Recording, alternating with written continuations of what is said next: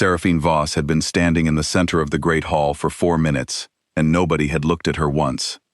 That was the thing about being ranked Omega. People looked through you the way they looked through glass, registering only what was on the other side. The hall was enormous. Marble floors, stone pillars, torches burning in iron brackets along every wall.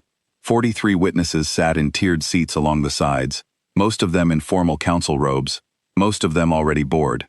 The presentation rite happened 4 times a year. Unmated Omegas above 20, lined up, assessed, ranked, dismissed. It took less time than a morning meal. Seraphine had been the last to enter. She was always last at things. She stood in the circle of pale stone at the hall's center, which was where they made you stand, and she waited. Around her, faint traces of the others who had presented before her still lingered. The air smelled of nervous energy and wolf, the kind of smell that coats the back of your throat. At the front of the hall, on a raised stone seat that was not quite a throne but wanted to be, sat King Cailan Drake. She had heard descriptions of him her entire life. Everyone had. The Alpha King of the 5 territories, 30 years old, took the crown at 18, under circumstances nobody talked about in public. She had built a picture in her mind from second-hand words, and that picture had been wrong in every specific detail, because words like powerful and commanding didn't prepare you for the actual weight of a person who had spent 12 years being the most dangerous thing in every room he entered. He was reading something. He did not look up when she walked in. The ranking official, a small man with a silver chain around his neck, cleared his throat.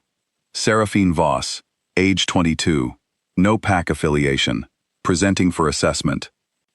Cailan turned a page. The ranking official looked at Seraphine. Begin the shift test. This was the part where an Omega's wolf was supposed to surface. Not a full shift, just a showing. Proof of presence. Proof that something lived beneath the skin. Most Omegas produced a partial shift in under 30 seconds. A ripple across the shoulders. Eyes changing color. The shadow of a wolf moving just beneath the surface of a human face. Seraphine stood still.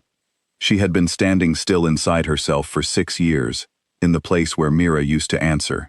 She knew the shape of that silence the way you know the shape of a room you've lived in so long you could walk it with your eyes shut. 30 seconds passed. Then a minute.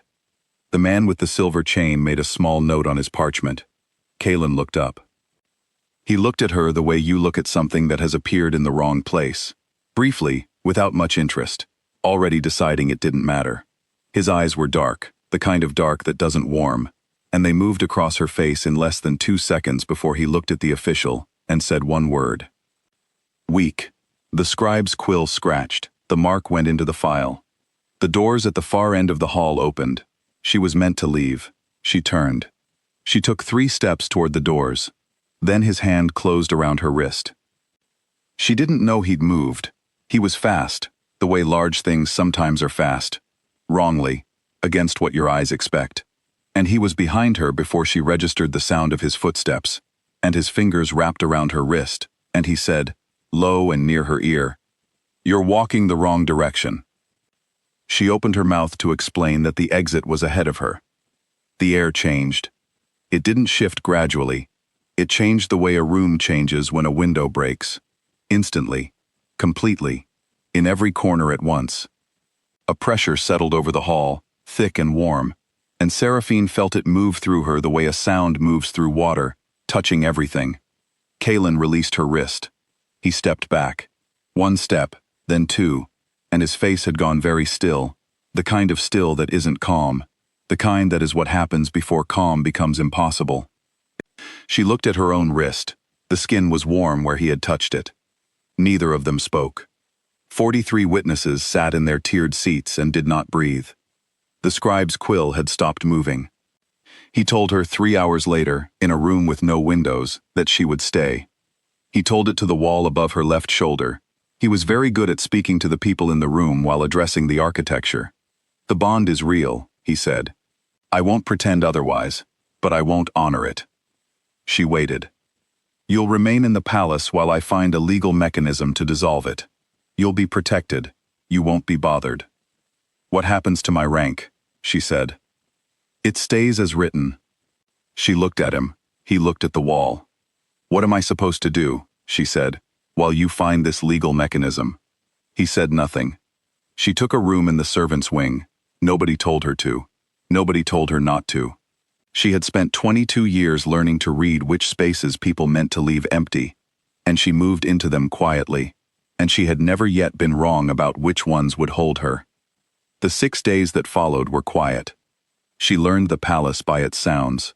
Which corridor caught morning light and held it until noon?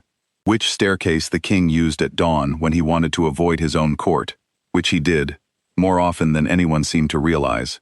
Which kitchen worker, a round woman named Dessa, who wore her gray hair in a braid down to her waist, left covered plates outside unmarked doors for people who weren't supposed to be hungry? She did not seek Kalen out. He came to her on the second day, walking through the servants' corridor with the specific purposefulness of a person going somewhere entirely different. He stopped when he saw her. He said, "This corridor leads to the outer courtyard." "I know," she said. "I was heading to the outer courtyard. The outer courtyard is the other direction." A pause. He looked at the end of the corridor she was standing near, then back at her, then away. "I was taking the long route." He took the long route every morning after that. On the 5th day it rained. She was at the window at the end of the east corridor when he found her, or when he happened to be walking past, which was the version of events he appeared to prefer. He stopped beside her, not adjacent, but beside, and they watched the rain move across the valley below. The lights of the capital were soft and blurred through the water on the glass. She could hear his breathing. He didn't apologize. She didn't ask him to. They stood there until the rain stopped, and then he left. And she stayed a while longer because the valley was still beautiful, and she had learned early that beauty was not something you waited for permission to look at. The summons came on the 6th day. It arrived on formal parchment, with all 7 council seals pressed in red wax at the bottom. Kalen read it in front of her, and she watched his face do something she hadn't seen it do in 6 days of watching him. It went still. Completely still. The kind of still that is not the absence of feeling, but the very hard containment of it. He sent for the council. He stood in front of them for 40 minutes. She knew this, because she counted the time from the servants' corridor outside the chamber doors. She could not hear the words, but she could hear the shape of the conversation. One voice, and then 7 voices, and then one voice again, pressing and pressing against something that would not move. He came back to her room. He told her what the gauntlet of rank was. He told her it was old law, which meant it outranked him. He told her she would stand in the arena, and they would test her wolf in front of the court, and the ruling would determine her rank for the remainder of her life. She listened to all of this. Then she asked, "Has anyone survived it without shifting?" He was quiet for 3 seconds. 3 seconds is a long time when you are waiting for someone to decide whether to lie to you. "No," he said. She did not sleep that night.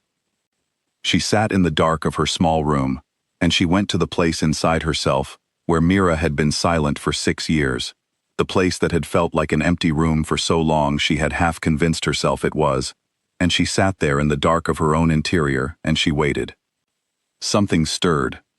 Not the way she had hoped. Not a surge, not a warmth, not the voice she remembered from childhood, just a shift in the quality of the silence, the way the air in a room changes when someone else walks into it, even before you see them. She said, without speaking aloud, "I know what you are. I've known for a while. I just didn't let myself know that I knew." The silence changed again. She said, "I know what it will cost. I know what it means for both of us. I'm not asking you to protect me. I'm asking you to let them see." A long pause that was not empty. Then Mira said, in a language older than words, in the language that is only feeling pressed into the shape of meaning, "Yes." The arena was full. Every ranked alpha in the capital had been invited. 30 rows of seats, all occupied. The High Council sat in a separated box to the left of the king's seat. The Kalen sat at the front, his hands flat on the armrests, and he did not look at the council. He looked at the circle of pale stone at the center of the arena, and he did not look away. Seraphine walked in. The noise in the arena dropped in the way noise drops when something unexpected enters a room. Not silence, just a subtraction, as if the sound had gone somewhere to wait. She stood in the circle. The ranking official called the shift test. She stood still. 1 minute passed, then 2. In the council box, one of the 7 made a small movement that was almost satisfaction. The crowd began to murmur. She heard it the way you hear weather, surrounding, not directed. She stood still. She thought about her wrist, and the warmth that had moved through her in the Great Hall 6 days ago. She thought about rain on glass. She thought about Dessa leaving plates outside doors for people who weren't supposed to be hungry. She thought about 6 years of a silence that had not been absence but waiting. She thought about the word weak, and how it had been written into permanent record, and how she had stood there and let it be written because she had not known then that she had something to say on the subject. The cracks started in her feet.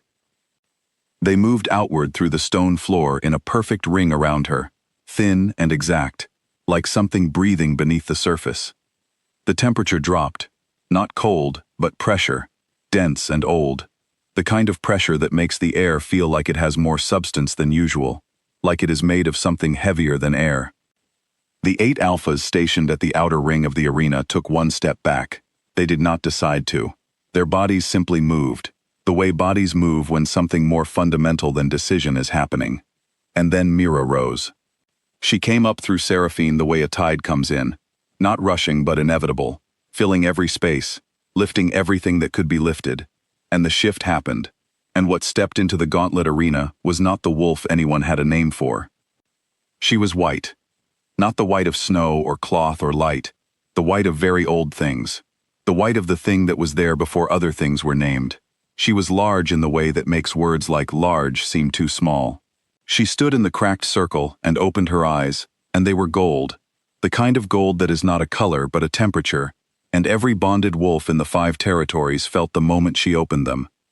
40 miles east, a market town of 60 wolves sat down in the middle of the street at the same moment. In the northern mountains, a pack turned as one body to face south, not knowing why, the way flocks of birds turn, pulled by something older than instinct. In the arena, the council box was very quiet.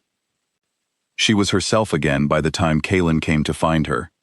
She was sitting on the cracked stone in the center of the arena, and she looked the same as she always looked, except that her eyes had not quite finished returning to their usual color. He came across the empty arena, and he crouched down in front of her, which was not something she expected from him, and for a moment he just looked at her without the wall between them. "I called you weak," he said. "You did. In front of the court. On record. I know. I was there." He was quiet. Then he said the only honest thing available to him in that moment, the smallest possible thing, the thing that was the beginning of something, rather than the end. "I was wrong." It was not enough. She knew it. He knew it. She took it anyway. The session with the High Council was not a confrontation. She stood beside him in the formal chamber, and she did not speak, and she did not need to. Every alpha in that room had felt what happened in the arena. They had felt it in their wolves. In the place where wolves keep what they know without being taught. There was no argument she needed to make. She simply existed in the room, and Mira existed inside her, and that was sufficient. Kaelin dissolved the Omega ranking system before the session closed. He called it administrative reform, using the calm, flat voice he used for things that were not calm at all. The scribe's quill moved across fresh parchment. The record was corrected, not removed, not hidden. Corrected, with her name on the correction, because she had wanted it done while witnesses were watching. That night she stood at the window where the rain had come down 5 days ago. He came and stood beside her, not near, but beside, the way you stand beside someone when the distance between adjacent and beside finally closes. He did not reach for her hand, she did not reach for his. Outside, the Capitol burned with its usual lights. It did not know what had happened that day. It would wake tomorrow and find the world slightly different, and have no particular name for why. Seraphine watched the lights and felt Mira resting inside her, not gone, not silent the old way, just quiet in the way of something that has finally done what it came to do. She did not explain any of this to him. He did not ask. They stood at the window and the night was wide outside it, and that was enough for now, and she knew, without needing to say it, that enough for now was not the same as done.